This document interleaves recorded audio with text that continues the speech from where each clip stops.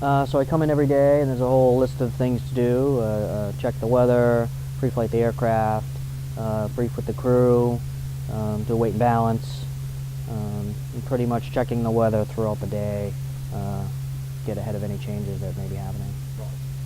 Pre-flight involves, there's a whole checklist. It's on a couple pages, front and back, and you just go through the machine kind of in a methodical manner, where you just go from the front to the back, and you inspect all the components, the engines, fluids, make sure there's no oil leaking out, so on and so forth. Make sure the doors work, they open, they close, seatbelt work, so on and so forth. Well, typically after pre-flight, then we'll get with the crew and we'll do a morning brief.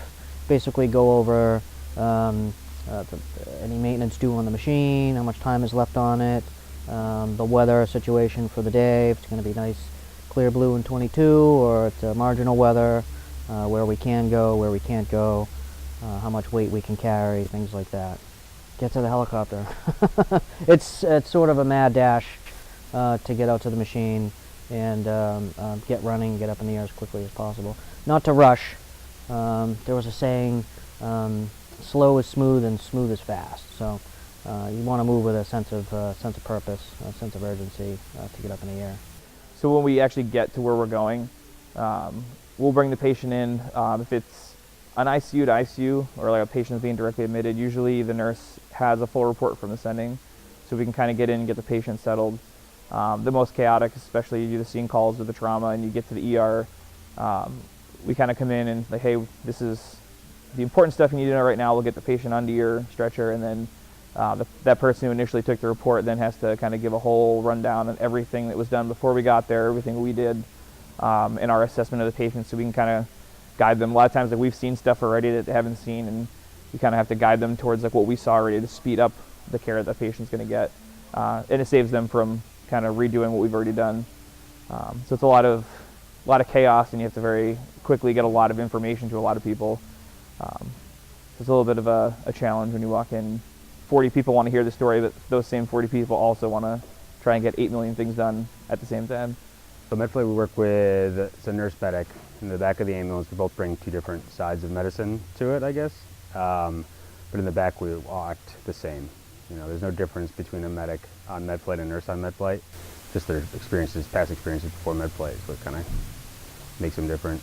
During the day, you know, we start off checking the helicopter or the ambulance, depending what we're in, and then wait for a call, a mission to come in from there. We could manage any sick ICU, trauma, ER patient in the back of the helicopter or the ambulance for, you know, at least a couple hours. So all the equipment that would be in an ER or an ICU is, you know, in the helicopter or the ambulances. The people I work with, everybody's great. Yeah, everybody's very professional. Definition of professionalism for sure. So the people, number one, and then the aircraft. I mean, this helicopter is amazing to fly. Oh, it's good. So I mean, it's the best pilots, the best helicopters, it's the best equipment, and it's the best training that you can get in the country usually. Just the patients and the coworkers. Just the patients we get to see.